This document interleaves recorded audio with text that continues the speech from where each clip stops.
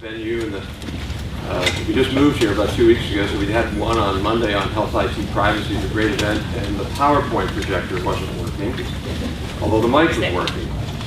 Now the PowerPoint projector works, and we don't need it, but the mic isn't working, so I encourage everybody to speak loudly.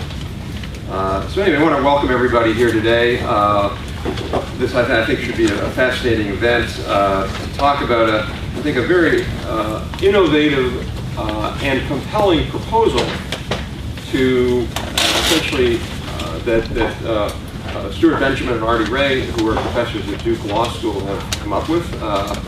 And it's an idea to create a more formalized process of reviewing federal efforts through a lens of innovation. And so I'm going to let them talk about the proposal that they have and how it would work, and their views on how you would set this up, and then we'll hear from Steve Merrill, and we'll hear from Mike Nelson to give the remarks. We'll end at precisely 10:30, unless everybody votes to go on through Twitter feeds, and then we can do that. So I'll start with Arti Ray, who's an authority in patent law, administrative law, and biopharmaceutical industry.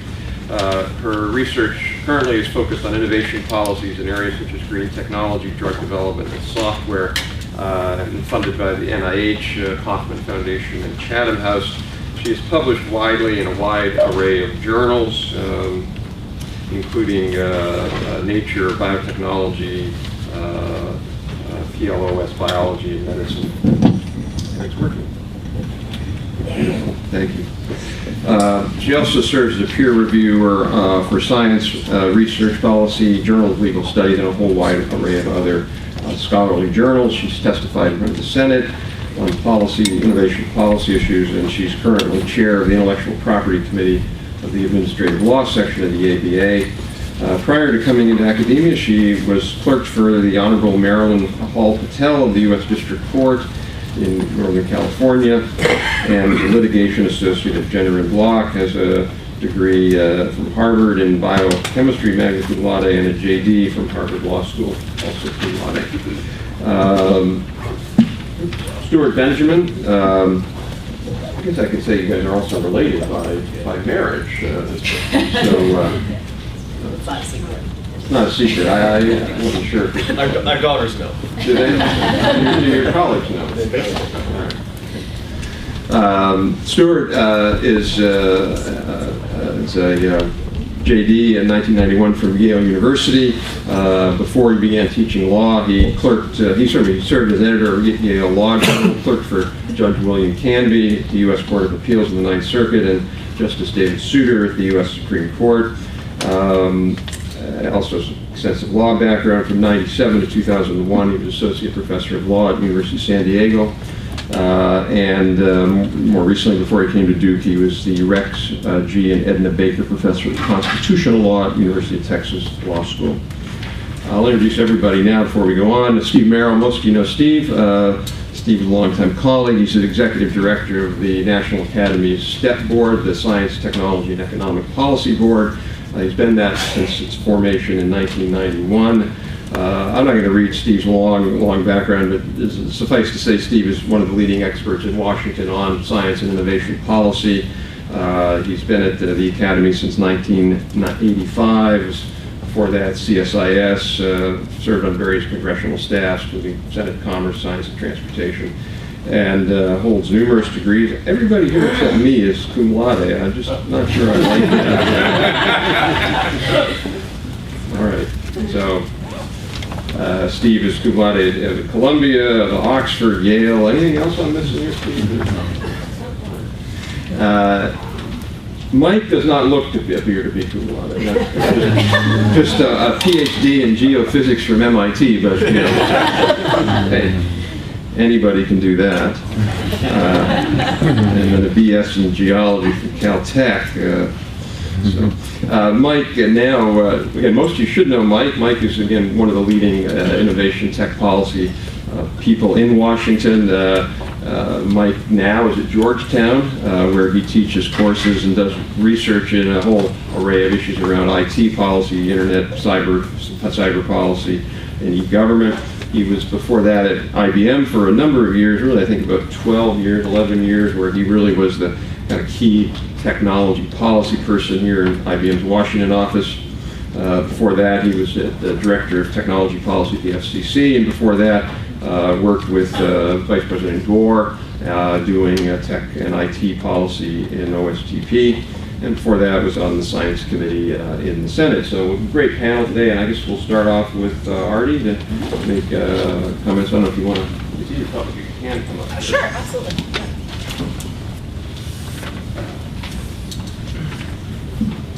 So I really want to thank Rob for setting this up. These are fabulous digs you've got here. I told Rob that you live much better than academics do. So I want to start with a point that I hope is well recognized, at least in this audience, and that is innovation is really important. For example, and just to cite one reason, empirical studies by economists have shown that technological innovation, and specifically innovation in information and communications technology, was the key to productivity growth in the late 90s.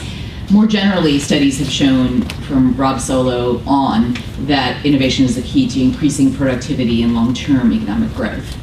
It's also interesting to note how much innovation will be key to addressing the challenges that can accompany economic growth. For example, according to a recent estimate by the Joint Global Climate Change Research Institute, expected innovation in green technology is likely to reduce by 20 trillion the present value cost of stabilizing carbon dioxide levels at 550 parts per million. So innovation is important. I don't think I have to convince this audience of it, but just in case. Agencies are making innovation policy all the time, either consciously or unconsciously. In this case, as in all cases, there is no neutral position on innovation policy. You're doing it even if you don't know you're doing it. So our basic question in this paper is to ask whether it makes sense to have the goal of advancing innovation be explicitly on the agenda of agencies, not to the exclusion of everything else, obviously, but explicitly on the agenda so that it can be discussed and evaluated in the context of agency action. We think, given its importance, it should be placed on the agenda. Currently, in large part anyway, it's not on agencies' agenda, because oftentimes innovation is not in the interests of incumbent players. Disruptive innovation challenges their business models, so there's no reason for them to champion disruptive innovation. So we're talking about making room at the regulatory table for innovators who may not exist or have little lobbying power. Our suggestion is to force the regulatory process to consider innovation. Just a couple of examples, there are many more in the paper, of situations where agency policies have either ignored innovation or contradicted each other with respect to innovation. One example that we cite in the paper involves a lawsuit against the startup company Vonage, which provides VoIP telephony, voice over internet protocol telephony, which is something that the FCC has been promoting very vigorously in its own policy discourse. At about the same time the FCC was doing this, Verizon, Sprint, and AT&T filed suit against the startup provider of VoIP, one of the really only successful providers of VoIP, based on some broad and probably invalid patents. Because of the costs of litigating the invalidity of those patents, Vonage settled the lawsuits rather than incur the expenditures of litigating the validity, and it seriously damaged Vonage as a startup. In this case, patent policy on invalid patents, in all likelihood, conflicted with FCC policy. And the result was not sanguine for either Vonage or for our country more generally. Professors Katz and Shalansky of Columbia and now Georgetown, respectively, have pointed out the ways in which merger review is not dynamic. It doesn't take into account innovation possibilities. So we're shamelessly copying their article from 2007 in the Antitrust Law Journal in pointing out another area where agency policy ignores innovation. And then finally, last but not least, and again, this is just another of many examples in our paper, the FCC didn't even consider effects on innovation when it decided to issue what's known as the broadcast flag order. This was an order that it issued, subsequently overturned as being outside its jurisdiction by the DC Circuit, but nonetheless it issued it, saying that digital devices that receive broadcast signals had to include restrictions against copying in the devices. There's a lot of reason to believe that that was not the best way to deter piracy. It was a very innovation-limiting way to deter piracy, and there would have been better ways to do it. Yet the FCC didn't even think about that when it issued the broadcast flag order. So some of you might be thinking right now, look, we have a new administration in town, the Obama administration. It's made a lot of moves in the direction of innovation. It's specifically been very active in integrating new technologies into government processes. We have a new CIO position specifically for that purpose. We have an advisor in the State Department who's advising Hillary Clinton on how to use IT and Twitter and all of those great things to disseminate our message of global inclusion. That's all useful, and in fact very good, but has no necessary connection with increasing productive innovation in the economy. There are other Obama initiatives that are more specifically focused on increasing innovation in the economy. For example, a new CTO position just filled by Anish Chopra has been created.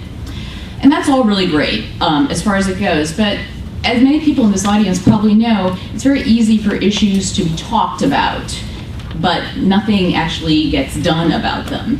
Having people who care about issues in government is great, but they also need to have some power. And as far as we can tell, the CTO position, as well as certain positions that have been created in the National Economic Council and the Office of Science and Technology Policy, which has folks in it who care a lot about innovation, don't have a huge amount of power. In addition, OSTP focuses on science and technology policy. That's what it was set up by Congress to do, which is, in our view, quite distinct from innovation policy. Now, one coordinator that has had real power, and no one can gainsay this for better or for worse, is a little-known office within OMB called the Office of Information and Regulatory Affairs, or OIRA. It tells agencies how to do cost-benefit analysis, and then it reviews their cost-benefit analysis of major regulations that are likely to have more than $100 million of impact on the economy.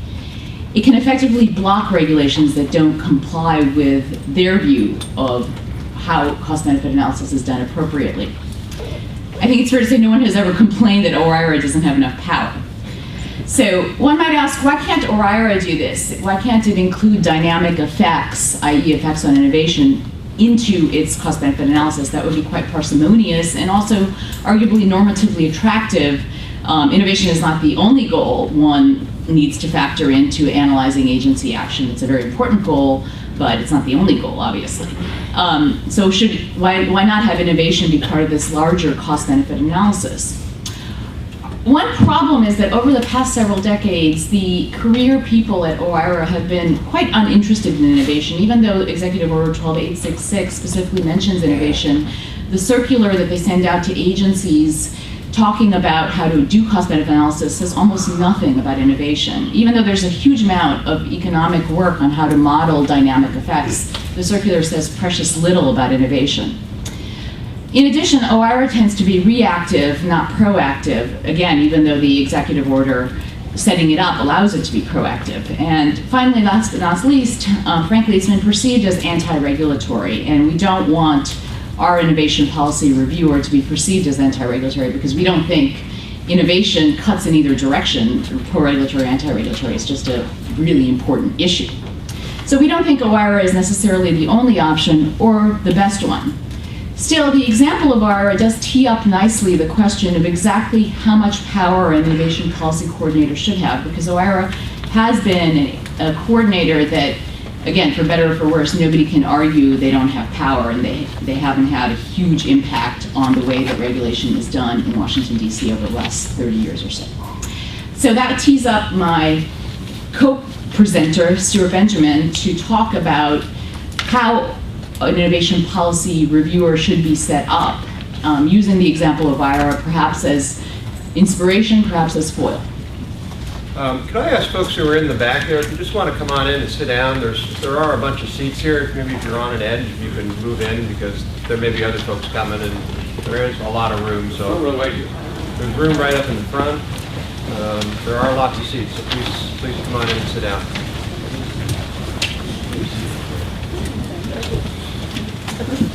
Either other contract. Are there other topics on this? So while people are getting settled, so assuming that we care about changing innovation policy, obvious that there's no easy way to do this. There's no one simple magic bullet solution. We propose the idea of an Office of Innovation Policy. We think it's a promising solution. Why this? Why have sorry? Move the microphone. Oh, you can hear me otherwise? All right. Why have an office dedicated to doing this? Well, it doesn't ask old agencies to learn new tricks. Now, we're not adding one more thing on to existing agencies and telling them now you have something else you have to keep track of. For what it's worth, the record of agencies learning those new tricks is not a terribly comforting one. Agencies are supposed, for instance, to always have an impact statement that indicates the impact of their regulations on federalism.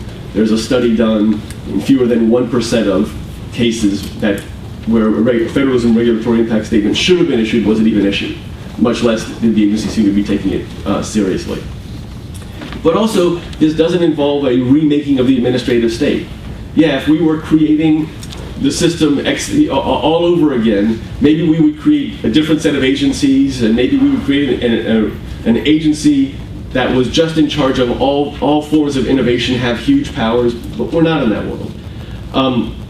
And one other advantage of having OIP do this, possibly within OIRA, or else on its own, is it doesn't fragment the analysis. So you have one entity that with ANWA can have a lot of expertise about innovation within it.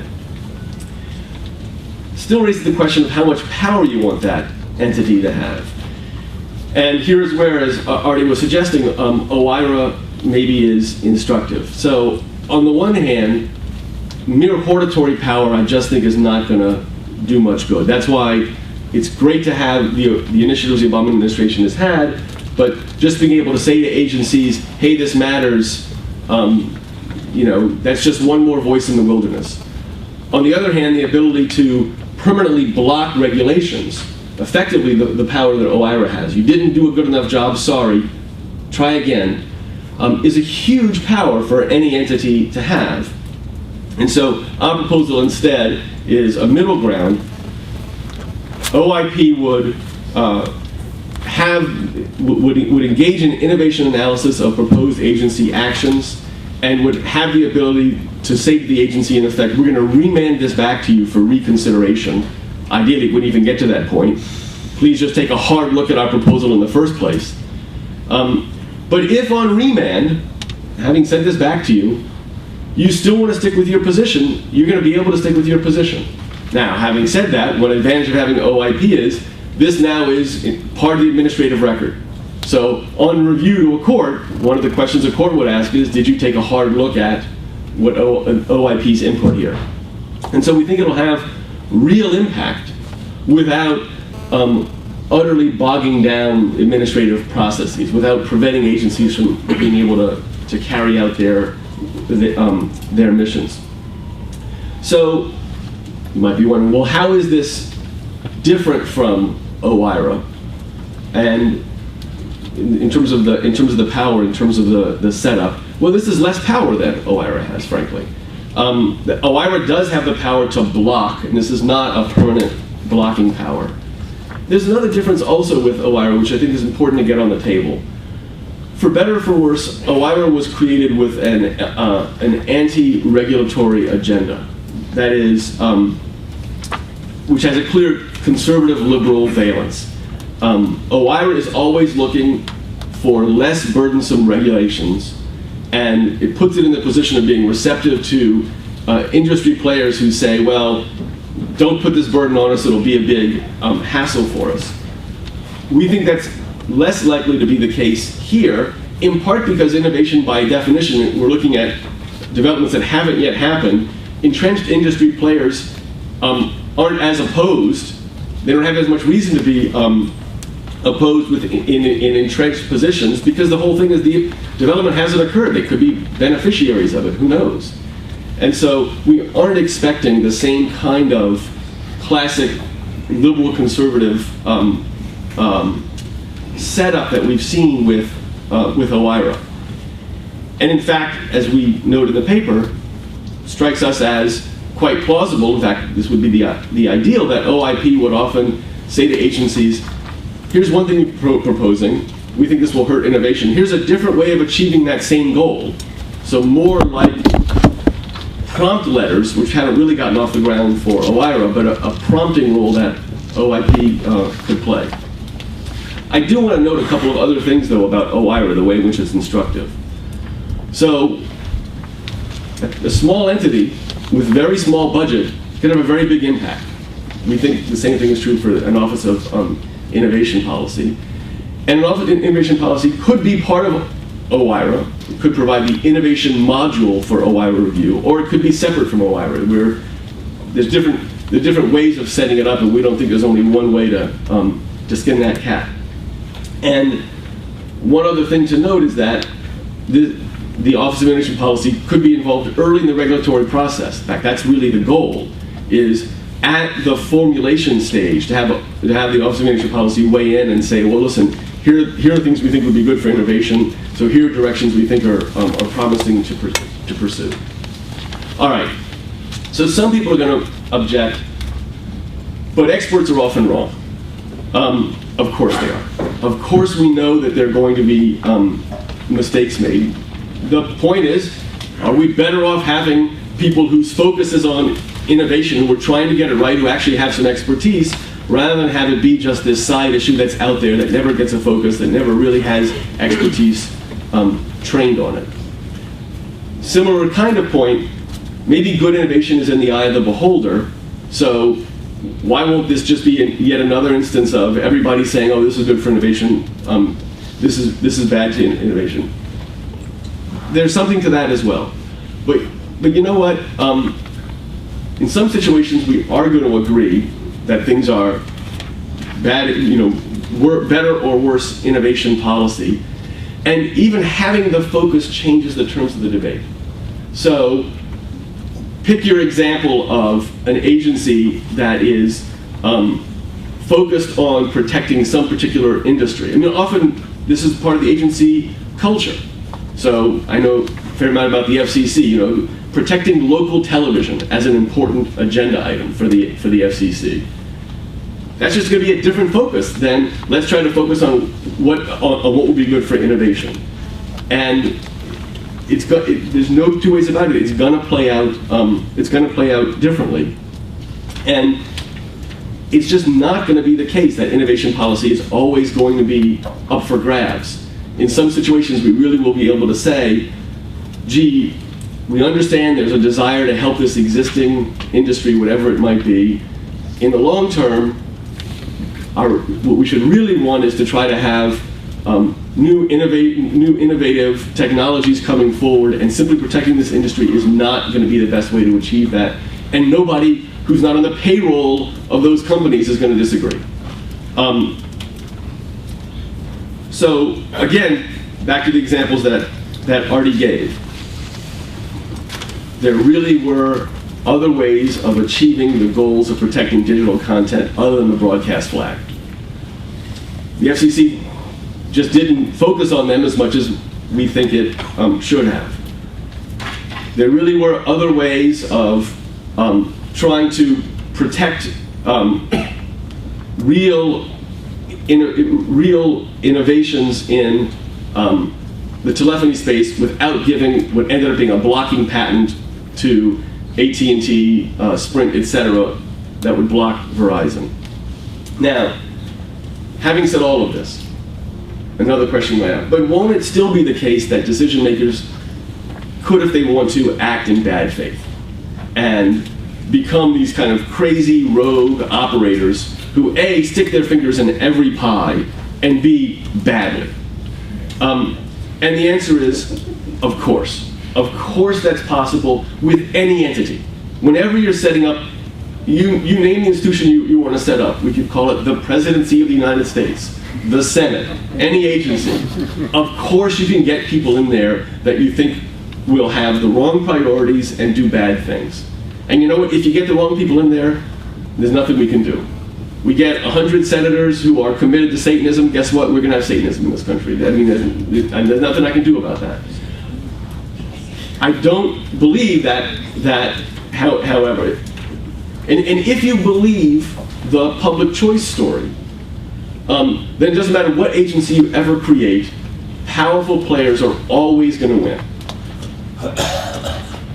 I think empirically we've actually seen that isn't true. If the public choice story were right, then the switch of a Republican senator to a Democratic senator should make no difference in their votes in the Senate, because you have the same powerful interest in any given state. And yet we do see this switch their votes. Lots of predictions of the public choice story don't tell an accurate story. But if you believe that, again, powerful players are always going to win, then I suppose you should be fine with that proposal, because you think they're going to win anyway. So what does it matter? It's just one. Again, I think that misdescribes the actual world that we live in, and powerful players also think it misdescribes the world because they fight tooth and nail against various kinds of changes.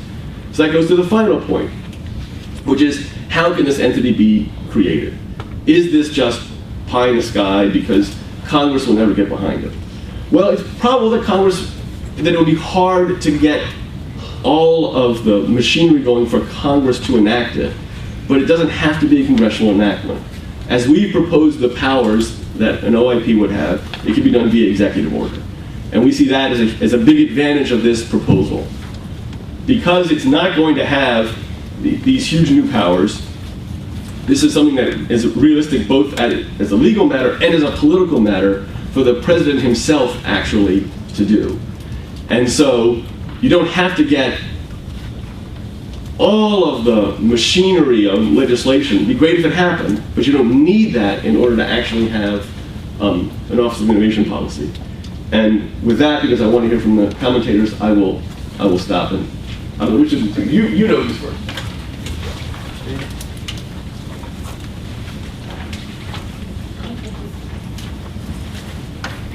Thank you very much. I first want to congratulate Arti and Stuart for bringing their administrative law expertise very creatively to this important subject, and Rob also for making a very lengthy law review article accessible to a wider audience. It's a real niche that Rob, among others, is filling in translating good academic work into terms that policymakers and policy analysts can deal with. The first premise of the paper, I think we all agree with. I'm sure a large majority of you do as well. Namely that promoting innovation should be a national policy priority, that the government has a number of varied roles, including creating conditions for innovation, providing resources in some cases for innovation, and removing obstacles for innovation. So while I make my quibble with some of their terminology, some of their definitions, I soundly accept their underlying premise. Rather, I think there are two questions that should be asked about this proposition.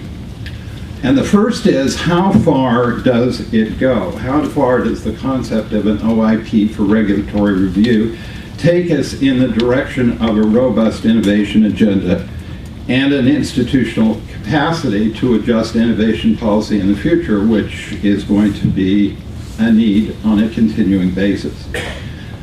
Given that the proposal requires non-trivial resources and political capital, because it's, as the discussion has shown, is going to step on a number of toes. So should it have, if it has merit, which I think it does have some merit, is it a matter of high priority, medium priority, or low priority? The second set of questions, which Arti and Stuart have addressed in some detail, are questions about whether it's feasible, how it would be set up, whether it's desirable in its own terms, how it relates to other institutions, and so forth. I think these are secondary points, and I'll list some of them. I think I'll list some that they have given less attention to than others, but I'm not going to go into detail. I'll leave that for Q&A discussion. So to answer the first question, it's worth thinking about the many references that have already been made to the progress the Obama administration has made in developing an innovation policy or policies at a time when it's remarkable how much else is on their plate. And it's also worth thinking about where they ought to be going in the future in order to determine if OIP is the most important missing piece of the pie. So let's look at personnel for a minute, which they refer to. There are a number of people with a variety of titles involving technology, involving innovation in the White House. There are new offices in the White House. And more interestingly, there are people now in the agencies with responsibility for innovation, not just state, but education, and a variety of other cabinet level and independent agencies. I'm less concerned that Arti is about whether they have, particularly the people in the White House, have authority in a sort of statutory sense than I am about whether this apparatus that's been put in place is too fragmented. But the administration does recognize that this may be a problem, and they're dealing with it in two time-honored ways. One is creating interagency committees, for example, the Innovation Policy Group that's chaired by Susan Crawford of the NEC, and by joint appointments, which I think is also very important, between the CTO and OSDP, between OSDP and the National Economic Council. So I am, for one, content to see how this system works out over time. And I'd suggest that OIP doesn't help the tasks of policy development and policy coordination in the White House. It's rather going to be another unit with a very specialized function that has to be coordinated with a variety of other units. Secondly, let's look briefly at sectoral innovation policies. In IT, we have a fairly robust agenda, which Rob and his group have helped articulate. In energy, we have at least two major pieces of the puzzle being implemented. One being subsidies to and support of research development and technology development, and even in some cases of alternative energy sources, production subsidies. And we have the prospect of a cap and trade system which will raise the price of carbon, which I think is equally important. In health, I think that's thoroughly murky. If you can tell me, except for IT applications, where innovation concerns figure in the healthcare reform debate, I'd be delighted to know. Fourth, services. 80% of the economy. I think we've just begun to think about what innovation in services mean and what the government's role should be. This was intended to come out of a study that was mandated in the Competes Act, but 3 years later it hasn't been funded. Let's look briefly at cross-cutting instruments. Research and development, the traditional government role in promoting innovation, and the easiest to conceive, and in some cases the easiest to implement. Yes, far more than we imagined they would, this administration has addressed research and development spending, not only on the side of the physical sciences and engineering, which have suffered for over a decade, but also in biomedical research, and not only in the stimulus bill, but in promises in future budgets, including their FY 2010 request. I say far more than we expected, because when my board chair, Larry Summers, spoke to the Academy on October 30th, he was saying not appropriate to use stimulus funding for research and development, because you can't ramp it up and then ramp it down. Measurement and statistics, very important. And what we've seen is a robust budget for the Bureau of Economic Analysis, which has the lead in implementing what I think is probably the most important and maybe only contribution of the last administration to innovation policy development in the form of the Secretary's Advisory Report on Innovation Measurement. Not so sure that other important statistical agencies have the resources they need. For example, the Bureau of Labor Statistics. In taxes, we focused again on the R&E tax credit and not other aspects of the tax code. In intellectual property rights, there's been a vacuum pending the appointment of the PTO director and the intellectual property enforcement coordinator in the White House, who may or may not have policy responsibilities. So that, at least in the terms of the people being nominated, it promises to be addressed, not entirely clear how. Standards, very little attention, and regulation, very little attention. So there's a lot to do here, and regulation's only a part of it. Fourth, robust analytical capability for moving forward. With the elimination of the Technology Administration and the Office of Technology Policy, this administration has pretty much of a clean slate in creating a capability to analyze what's needed over a sustained period of time. There are pockets of expertise represented here by NIST and in the Science and Technology Policy Institute, but it needs to be fleshed out, and that process, as far as I know, hasn't begun. So OIP would address only a small part of the innovation policy challenge, and in a narrow way. What do I mean by that? Well, I mean that OIP, like OIRA, it would not apparently set its own agenda. It wouldn't think how to revise regulation, how to even suggest changes in statutory frameworks for regulation. It would take regulations as originated in the agencies, in the regulatory agencies, as the basis for their actions.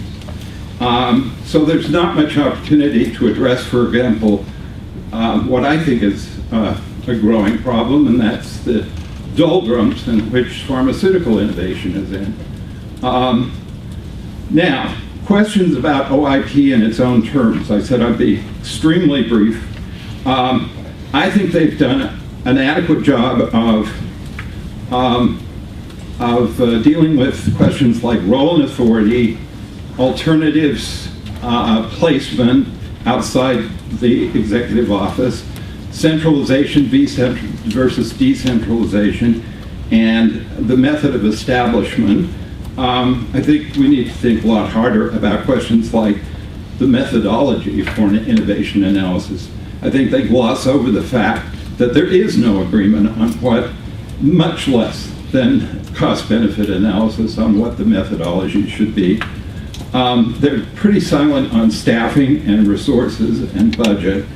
And until I heard that it might go in OIRA, they were pretty silent on what the relationship to other White House entities is. So while the case hasn't been made, I think, yet, to create a freestanding OIP with the scope and authority of an OIRA, I would like to see the White House try out regulatory review in a number of contexts. And I'd start with the context in which the agency's mission is to promote innovation, not to control it, as it is in the case, for example, of the FDA. My example would be intellectual property, and particularly the patent office, an area that happens, I've done some work in. And the example is that the office is coping with a crushing workload and a growing backlog. And this past couple of years proposed regulations governing what you could submit in a patent application, how much you could submit, how often you could resubmit it. And they were roundly criticized by the patent using community, in part because they said this would discourage innovation. Was there any analysis? No. Now, the courts threw out those regulations in part on the grounds that the PTO didn't have the authority. But as the new administration of the PTO comes in, I would suggest that any attempts to deal with their internal administrative problems will have a major effect on innovation, and the White House should insist that the proposals they come back with should have an innovation impact analysis. Thank you.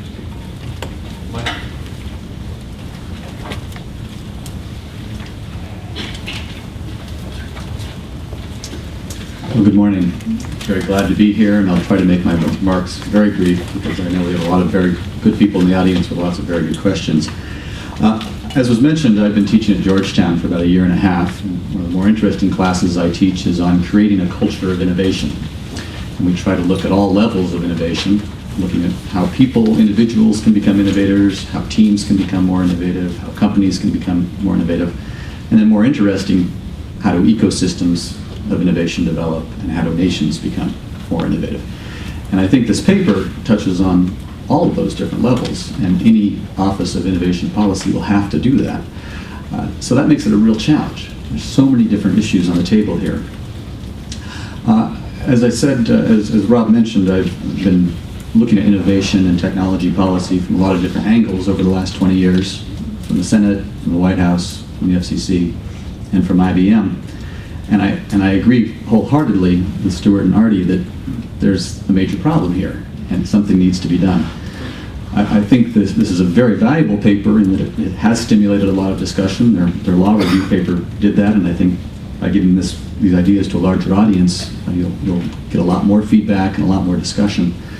I was very glad to see so many people here. I think they had the magic words in the title. Innovation is a very hot word right now. White House always helps. And in Washington, you double your audience if you have the word policy in there, since we're all policy wonks. I think the paper answers some fundamental questions really well, and I won't really dwell on those questions. The first is why does innovation matter?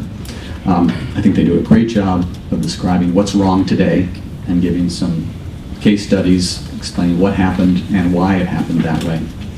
And I think they do a very good job of answering the question, why does the executive branch need a high-level focal point on innovation policy? And they describe some ways not to do that. I think it's very clear we don't need a Department of Innovation. It would sort of be, you'd only have two departments, the Department of Innovation and the Department of everything else, because innovation covers so many things. So it's a cross-cutting issue, and you need to have some kind of oversight, some kind of coordinating role, and I think it does make sense to do something like that out of the White House. So let me, instead of covering the questions they answered well, let's talk about some of the other questions that we really need to ask about this office or this process. One question I always ask is what role do you really want, what's your real goal? Is your first goal to prevent stupid things from happening? Or is your first goal to stimulate some really proactive, important new initiatives that would foster innovation? Most of my career in government was devoted to the first. On my resume, I don't get to list my most important accomplishments because it's the stupid things that didn't happen because I was in the room. I think that's a very important role for this policy group, and there's a lot of policies that have been in place for far too long, and a lot of proposed policies that would really stymie innovation. And if this office or this entity or this mechanism is set up properly, it can stop some of those stupid ideas early. The other big question that is explored in the paper, but I don't think we have a definitive answer, and this is going to be where we spend a lot of our time discussing the topic in the future, is what levers do you actually pull? It has to be more than hortatory, but how do you actually have an impact on agency decisions? When I was at the White House, I learned the hard way that there are two types of power in Washington: the power to do something and the power to stop something. And I thought at the White House you have both those types of power and lots of it. Turns out you don't have a lot of power to start something. You mostly have the power to stop something. And a lot of other people in Washington have the power to stop something. So we have to figure out, if this group is going to actually launch new initiatives, how they get that power. And if you want to stop the stupid things, they also have to have some formalized process. The bully pulpit can go a long way. When I was at the White House Office of Science and Technology Policy, you did have the chance to stand up and talk to the press and, and get something into the State of the Union address to highlight an important new initiative. And you also had the chance to threaten to embarrass an agency that was doing something really stupid by letting the world know. But the question of whether you go through an IRA-like process is really important.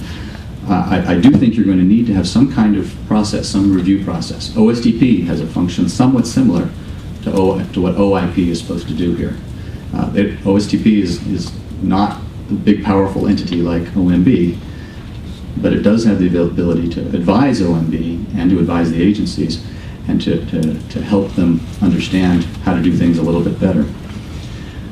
Another really important question, which I don't see addressed well enough in the paper, is how do you ensure sustainability?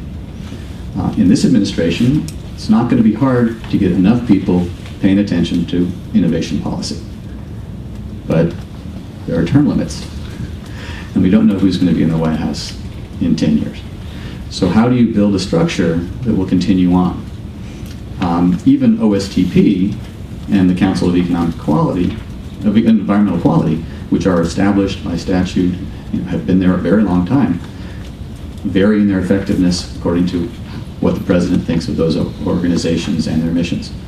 So I think if we really want to address innovation policy in the long term, this has to be structured in a way that you'll have some continuity. It's not going to go away when presidential interest fades. And then the other question I open up for the audience really is what are the best models to follow here? There's a long list of them. Stuart and Arti discussed several of them in the paper. If I can add a couple other models to consider, I would suggest that we look at what we did in the Clinton administration when we decided that information technology policy was really important. Just like innovation policy, it's a cross-cutting issue. Almost every agency was impacted, and a lot of different agencies had the ability to screw things up. And as a result, we convened something called the Information Infrastructure Task Force. And it was very high level. In most cases, it was deputy secretary level. We had 15 different agencies and a lot of independent agencies. We had a lot of the key cabinet agencies represented, as well as some of the smaller agencies. And that group really did a couple things really well. It helped agencies who were looking for support for what they wanted to do. So they could come in and get their fellow agencies to say, yeah, that's really important. We really support you on that. And second, it allowed the agencies to share best practices. When I was at the White House, we did two things in this area that were really important. One was we launched the White House website, which sounds trivial, but that $300,000 investment convinced not only every agency that they needed to have a website, but a lot of CEOs and governors. It just had a wonderful follow-on effect. The other thing we did very early on was to revise or get rid of the Brooks Act. When we came in, it took 3 years to buy a PC because the federal government in 1993 was operating under procurement regulations that had been written more than 12 years earlier when computers were mainframes and they cost $1 million, and it might make sense to have several levels of review before you spent $5 or $10 million on a computer. Those regs were still in place when people were buying $5,000, $2,000 laptops. And so something needed to change, and this group, this task force, helped identify that as a stupid thing that needed to change. In the innovation policy arena, we've got lots of stupid things that need to change. The last question I think that needs to be answered here, and we can talk about this in the Q&A, is about the number of staff. How many people are really going to do this job? And do you put them all in the White House, or do you try to disperse the talent and have innovation, technology, policy gurus scattered throughout the agencies doing a lot of the work? And I think that's probably the more sustainable model, because there's so few slots in the White House, in the OEP, and because in the end, you really want innovation policy thinkers doing a lot of the evaluation early on in the agencies themselves. So just some thoughts to go to discuss in the Q&A. And again, very glad to be here and have so many people here to talk about these issues with. Mike, thank you. I think what we'll do is we'll let Stuart and Arti just respond for just a couple of minutes, and then we'll open it up for questions. I would just respond, just add a comment with regard to Steve. I thought he gave a great litany of all of the big innovation policy challenges we face in this country, and frankly, are not doing a very good job on almost none of them. My colleague Stephen Nizell has a piece coming out in the Journal of Democracy in September where we're benchmarking the top 10 countries on innovation policy, and we don't think we're one of them.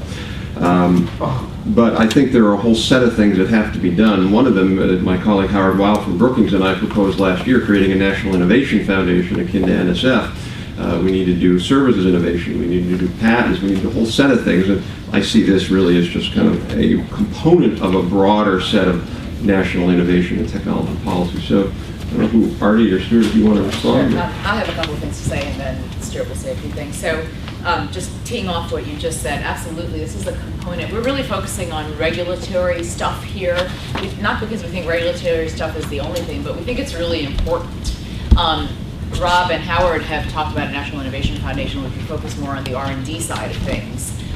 So, these are distinct questions, but, it could be that a regulatory group was located in the same place as the R&D group that Rob has proposed.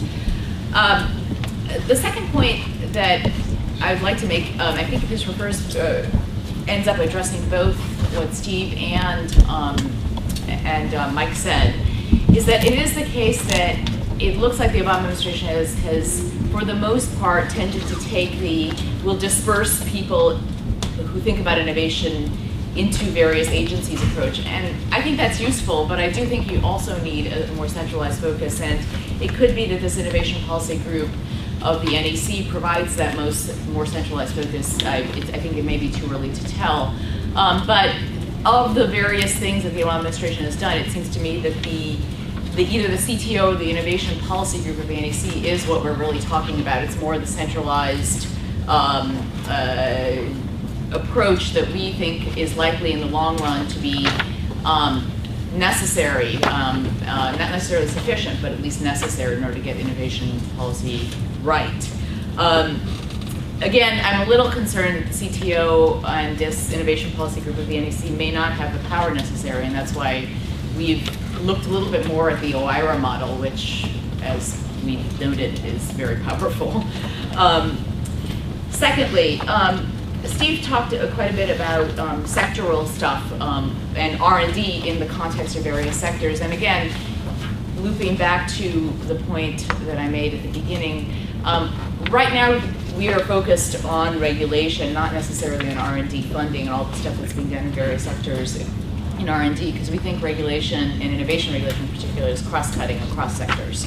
And the approaches that are used to model innovation, I think the methodology problem is a real problem. There's a lot more the economists could do in terms of coming up with methodologies for modeling, for doing dynamic modeling. But that's a cross-cutting question across sectors. Stuart. And just a couple of other notes I think are worth. putting up. So yeah, our vision is that Office of Industry Policy absolutely would have the ability to prompt regulation, have ability to say to agencies, hey, this is something we think you should undertake. But I don't want to, no, I can't see anything else. But I don't want to gainsay the importance of stopping regulation, which is, so we're administrative lawyers. Sometimes a train can get going in an agency, and all of a sudden now people are starting to sign off, and a momentum gets built, and it's really something worth stopping. And the idea of OIP is that the penalty gets in early enough that it can actually have some useful impact, and that's not to be sneezed at. That can be a very, very important role to play. I should note here, even though I signed a brief saying that the PTO had power to do the rulemaking to which Steve referred, I think as a policy matter it was a terrible idea, and something like an OIP could have stopped it. And then two other points. So interesting, a lot of the pushback I made for the audience too is, A, how can it be sustainable? B, why don't you put them in different agencies? I think there's a tension between those two. You just put somebody in each individual agency who's in charge of innovation, it's really easy, the next administration, that position doesn't get filled, it gets forgotten about.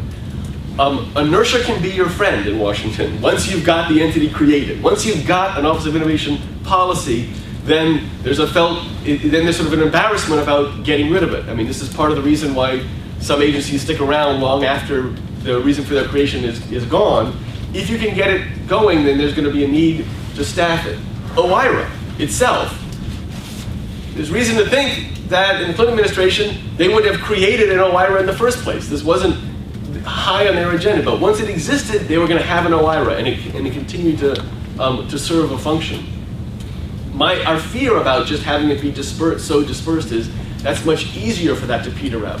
Having said that, if it turned out that OIP was so successful that then agencies just naturally, reflexively started taking innovation into account, and such that there could be no longer the need for OIP, great, right? This was the Leninist vision of the state, that there would be a withering away of the state once the People's Revolution had fully taken hold. Didn't work out in the Soviet Union. Certainly could work out here. I mean, seriously, it could. It could be that it becomes second nature to think about innovation in agencies, and so that you don't need to worry about it anymore. And then we'd be ecstatic to have no longer a need for an OIP.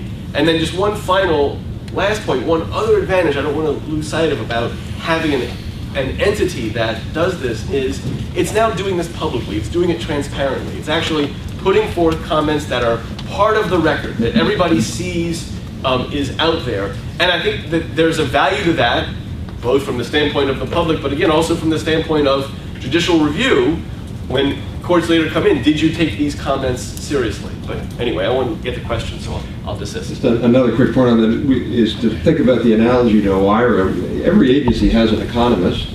Actually, Greg Tassi here who's involved in the NIST economist role, and we have CEA. So we shouldn't really need cost-benefit analysis under that logic, because these agencies should do this on their own, and CEA should do it. But obviously we do, because we've had to put it in place. So let's go for comments or questions. If you can raise your hand and first identify yourself. I see Howard, so Howard, you go first. And then we'll go here. Yeah, Howard Weil from Brookings Institution. One of the most important ways that the Obama administration has intervened in industries in ways that will have potentially enormous impact on innovation, for better or worse, but really are not thinking about it in those terms at all, is really below the regulatory level, where you have statutes and regulations that give decision makers very broad discretion, and then they go and use it. Example A, the auto industry task force. Example B, the Treasury's approach to the banking industry. Do you imagine your OIP having any role in those kinds of interventions? Absolutely, yeah. I mean, it seems to me that I would think, although I haven't followed closely what the Obama administration has been doing with respect to the financial industry, I would think that in the auto industry in particular, there would be a huge role for thinking about innovation, and I suspect that there probably has not been much thinking about innovation in the way the auto industry is being restructured. The financial industry is a little more tricky because in some respects the financial innovations that the industry created were sufficiently risky that they created problems of their own. So innovation sometimes is not you have to balance off the pluses and the minuses and the risks that innovation can create, which is something we talk about a lot in the paper, but certainly in the auto industry, yeah. Richard. Yes. My name is Robert Colvin, and I've had a long time history with federal health care, which you were addressing earlier.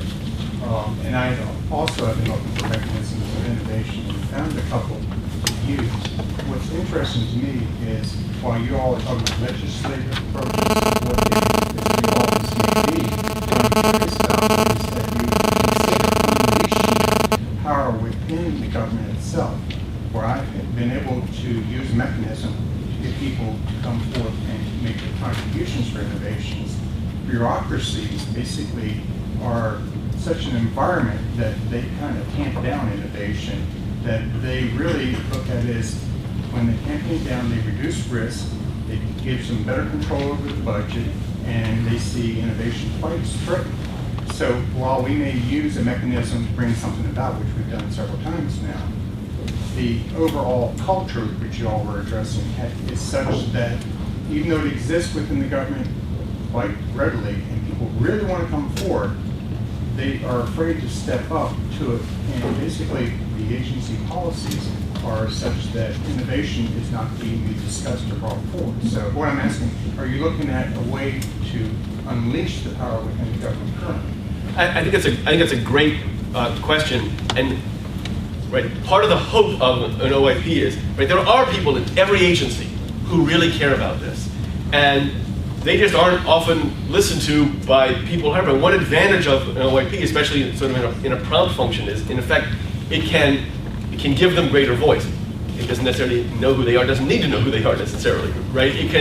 This can be a new consideration now for the heads of agencies, such that they might take more seriously those people who are in the agency who care about this, right? We all know there are a ton of people in every agency who are kind of beating their heads against the wall saying, why won't those people on the top floor listen to me? Having this entity out there, now an outside force pushing the agencies, we think can therefore lead the heads to say, well, maybe we should actually look more seriously now at what these various people in the agencies are interested in. That's certainly what happened with the web back in the early 90s. Pulled the deputy secretary into the White House and say, what are you doing about the web? Suddenly the 28-year-old webmaster becomes important. Right? Exactly. Y2K was another great example, where there was a White House office, got all the agencies mobilized, there was a point person in each agency, often within each part of each agency, that had to do something about Y2K. And this could be the catalytic effect that this focal point could provide. And one last point on that, I'm an agency head, and I feel like I've got a set of marching orders from the world, my world really being the statute and what I understand to be, the political considerations, etc. You add in a new marching order that seems to be taken seriously, and my perspective changes a little bit. Ken, and then here. Stand up so you can hear me. Ken Jarbo. In my checkered past, I both was a staffer who oversaw OIRA back in the dark ages. We were talking about cost-benefit analysis, and was the author of the ill-fated competitiveness impact statement provision. When we were doing those efforts, the model we always fell back on was the environmental impact statement. And it seemed that the real power there came not from OIRA or from the White House or for CEQ, it came from the courts. So could you talk about how you see the role of judicial review in here? And isn't there an alternative to do something similar to that, where you go in and change the organic statute, put in the mission statement? I mean, we had to do this with the national labs, literally change the Atomic Energy Act to make tech transfer part of the mission of the national lab, change the mission statement, put in a reporting requirement, and then allow the courts to be the power to enforce it? Right. So we've given a lot of thought to this. So first things first. If there's any congressional staff, we'd be overjoyed if Congress tomorrow wanted to change all the organic acts, or even just one simple act. Now, every agency should consider innovation as one of its components. Having said that, it's a harder route to take just politically. That's a tougher thing to achieve to get that kind of momentum. First, the concern is again, some of those statements we know are just ignored. EISs have worked fairly well, environmental impact statements, and as you noted, some of them, they aren't even made, or if they're made, they're sort of utterly ignored. But this is where our boring background as administrative lawyers is relevant. So, as you may know, whenever any argument is brought before an agency, it is supposed to take a hard look at the good arguments that are put before it. Now, how is that hard look given any teeth? Because the courts will then review the agency and say, well, look, this really good point was made in a comment to you, and you didn't respond to it in any way, and therefore we're going to send this back. Your order is arbitrary and capricious. We're going to send it back. You have to reconsider your decision in light of this good comment. You can still reach the same outcome, but you have to tell us why it is you rejected the views that were put forward by this player. And that hard look review has a lot of teeth. Agencies get frustrated because they think sometimes it has too much, it is too many, too much teeth, whatever, too much power. We think of that as being a very significant element of what we're proposing, because agencies will ignore what OIP says at their litigation peril, and they'll know that. And they'll know that a court may well say, wait a minute, this point was made about this other route you could have taken. Why didn't you look at that more seriously? Tell us the way in which you took a hard look at this and considered this. Sorry. Quickly. Does it have to be a government agency though? I mean, if it's a hard look, it can come from anything. Maybe, Rob, here's a niche for ITIF to putting in comments and then going to the courts and saying you didn't take into consideration these comments about how it affects innovation. Can it be an outside party? Absolutely. Anybody's comments can be subject to the hard look review. We respectfully think the OIPs will be taken more seriously by courts because of their institutional work. Anybody's comments. I encourage Rob to set up a comment writing shop. You guys do like this pro bono thing? We could do this all for you. Infinite free time. Right. If somebody wants to fund us to do it, it's I think there was a question right here. And then Emily Sapensky with IEEE USA. I share my concerns about sustainability and yours about an organization within the federal government for this kind of thing, especially when in your paper you say innovation is highly cumulative, and here you're proposing establishing an agency out of the blue in the middle with policy blocks or policy deeps. I don't know. Is that the best way to go with innovation? Somehow the definition of innovation, maybe you have something that's firmer that will supply the right people for this office, or as you suggest, something else like private foundation.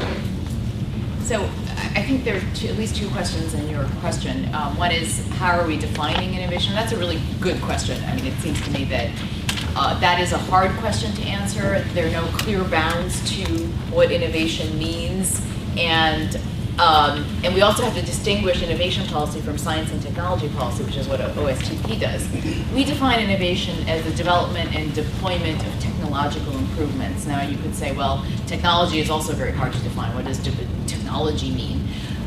For the most part, right now, we're going to be focusing on stuff that is core technology, IT, healthcare, biopharmaceutical stuff, and I think I totally agree with Steve that the pharmaceutical innovation standstill is something that hugely needs to be addressed. Green tech, we don't need to worry about whether, right now at least, whether credit default swaps constitute innovation. We're not going to go there at this point. The second point that I think you're making is, well, why aren't we building upon stuff that's come before? Innovation is cumulative. Shouldn't regulatory interventions also be cumulative? And I think we are. I think we're looking at the model of OIRA. We're looking at what the Obama administration has already done. We're not proposing something that would be a radical remaking of the state by any stretch of the imagination. In fact, one objection we've gotten is this is so modest. You know, we shouldn't be doing something much more dramatic. And certainly from academics, most people think this is the most boring thing ever. So I think we are being cumulative. We're really trying hard to look at what's gone before, what people have already done. You're creating a new office.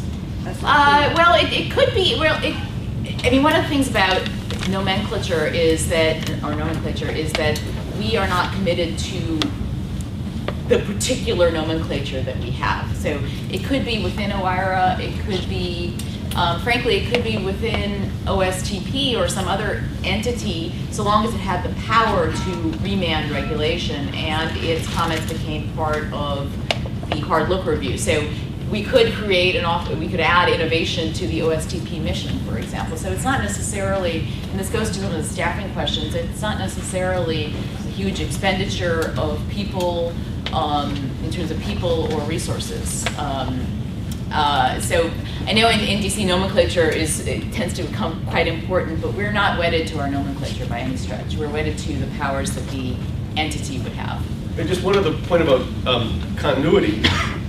Right, there isn't much continuity because this hasn't really been on the agenda. So sort of by definition, if you want to put something new on the agenda that hasn't really been there, you're going to get the question of, what are you building off of? And the answer is what we're building off of right now is very fragmented and very hortatory.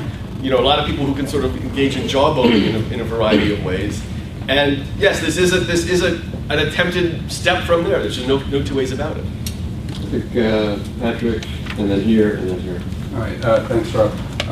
Fascinating paper. Patrick, you want to identify yourself? Oh yeah, Patrick Ross, Copyright Alliance. Fascinating paper. Anything that cites Paul Romer, Joseph Schumpeter, and Rob Atkinson is worth reading. Just put that out there. Two things I'm a little confused about. One is you talk about a formal relationship of the Executive Office of the President within the rulemaking process of the FCC. That's an independent agency, not part of the administration, and reports to Congress. So I'm not sure logistically how that works or if people would view that as a threat. Also, both of you did introduce into the discussion the broadcast flag debate, and both of you said that there are lots of alternatives that maybe this organization could have pursued on piracy. So I'm curious what some of those would have been. So, let me think both. I mean, just focus on the first, and this is where I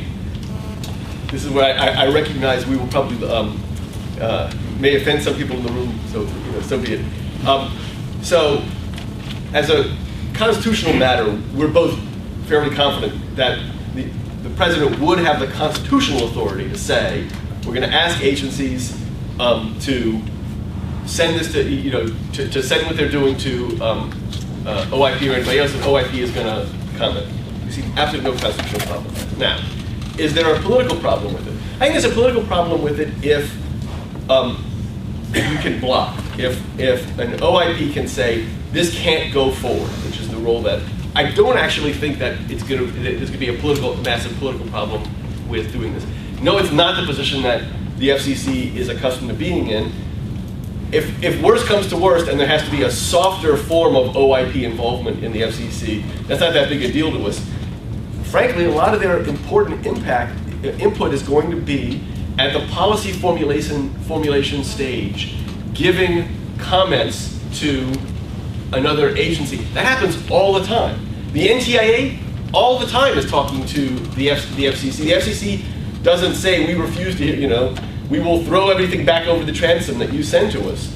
I mean, and so there's no reason to think that this couldn't work, similarly well to that. In fact, our empirical data suggests that the FCC listens more to the NTIA than to any other commentator. We've done empirical research on this. Right. This is right. Turns out, for better or for worse, comments. I bet no one in this room is surprised to hear this. Comments from individuals to agencies are almost universally ignored.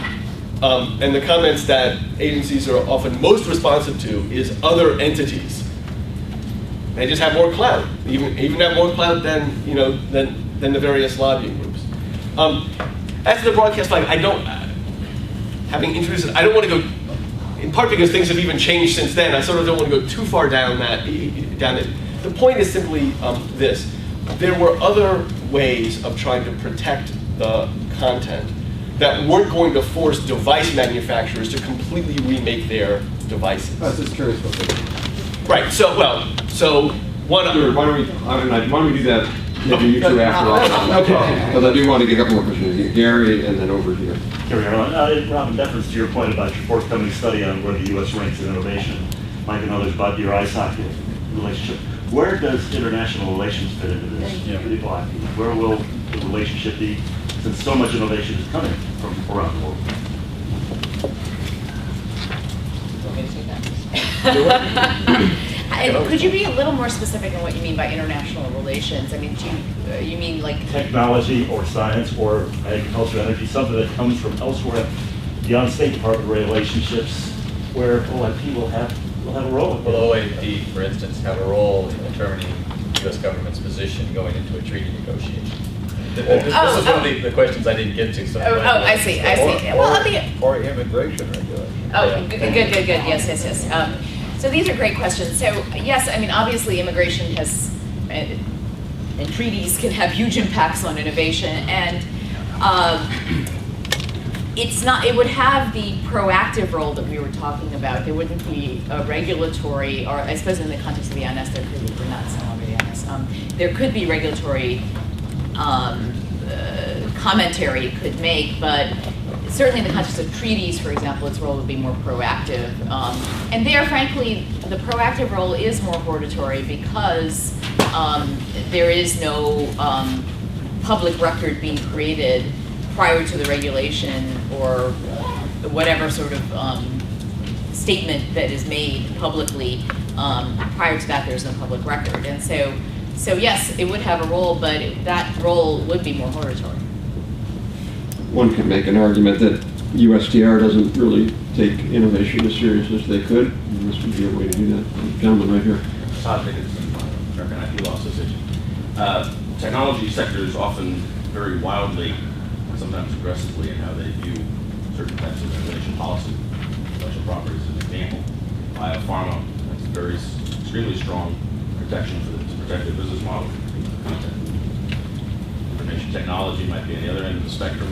How do you see this agency or office reconciling those various? So I see that question as a real softball because it's a perfect place for an OIP to come in and say, hey guys, there are positions that could serve both of your interests. There are ways of setting up, for example, continuation rules, which are the rules that were so dramatically opposed by, in particular, Biopharm, differently, so that Biopharm won't hate them and IT can still live with them. And so it seems to me that one of the difficulties we've seen in both the regulatory context and in the congressional debate is that there's very little leadership right now being provided by a neutral government entity. The PTO does have an economist, but that office has not been filled yet. And so it seems to me that in the context of a lot of these IP debates in particular, an OIP that was perceived as being objective could provide, could serve a mediating function and show that there are ways to resolve these debates without coming down on one side or the other, but having neutral positions that take into account the interests of all industries. Brief follow-up. OMB had those rules as continuation rules before it. Right. It chose not to intervene despite enormous pressure. Right. And I think that because OMB doesn't really think about innovation, I don't think it cared that much about those rules, even though it should have. And if you talk to David Boundy about this, David Boundy is somebody who's complained and actually submitted comments to OMB about their new regulatory review process, saying that you guys really messed up in the continuation rule context, and I think they did. We have time for 2 more questions. Kevin Finner with Issues in Science and Technology at the National Academies. I'm wondering, you look back at OIRA as a kind of starting point for the discussion, and when we talk about a new agency, Steve pointed out we don't have metrics or standards by which to measure innovation. Mike pointed out that often government just doesn't spur innovation but prevents bad ideas that could stop innovation. I wonder, when you look back at OIRA and you think about people, John Graham, Susan Dudley, and what they did with an ideology of getting government out of the way of innovation, and what someone like Cass Sunstein might do with the NUJA approach to innovation, what might be accomplished within OIRA? I mean, because all of us know that when you talk about a new agency, you create lots of trouble and turf wars and all sorts of things. So I just wonder, within OIRA, what a different, someone like Sunstein, what he might do that was different, what he could and could not do within that type of structure. So I know Cass Sunstein. Cass Sunstein is a friend of mine, and he's actually but I do know him, and I do hope that part of this is a message to Cass Sunstein and the folks at OIRA to take innovation into account. Now, I'm pleased to say that about 10 of the comments of the 175 comments that were submitted to OIRA in the context of the regulatory review it's doing right now of its own regulatory order, EO 12866, which is the order under which it operates to review cost-benefit analysis that agencies do. There were a lot of comments on lots of different things, including whether it should apply to independent agencies. Lots of stuff came up in that process, but at least 10 people talked about innovation and the fact that OIRA analysis doesn't take innovation into account. And I'm really hoping that those sorts of comments, at a minimum, will get into the process. And that's a very extremely low-cost way of thinking about innovation going in a very powerful regulatory context. Right, but this is also where the sustainability point comes in. It's right. Cass is much smarter than I am. This would be a great thing if he does it, but that's an easy thing. The next OIRA administrator comes in and doesn't focus on it, and it just gets forgotten. No, I mean, you set up a new office. No. I'm saying I make sure of that. I'm sorry. What I'm saying is, I mean, I think you're going to be much more sustainable if OIRA had this function, because the boss is going to hire some permanent civil servants who will sit at OMB and will be there in the next administration and maybe the one after that. Most offices at the White House, OSTP is a good example, turnover almost entirely. Some of the people are permanent civil servants, but they're on loan from agencies, and they often go back.